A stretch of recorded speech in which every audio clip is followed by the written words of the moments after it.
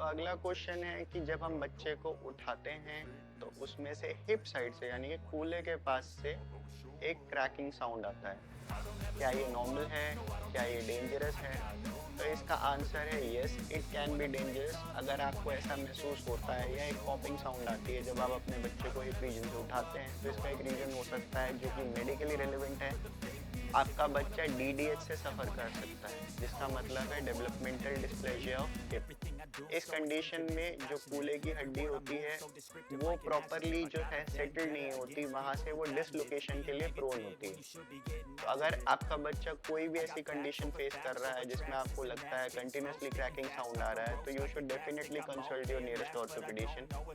अगर ये परेशानी आगे बढ़ती है तो विथ ग्रोथ विथ एज जो है ये क्रोनिकली जो है प्रॉब्लम और ज़्यादा प्रॉब्लमेटिक हो सकती है, और उसके बाद चलने में आगे की डेली लाइफ रूटीन में आपका बच्चा काफ़ी समस्याओं को फेस कर सकता है।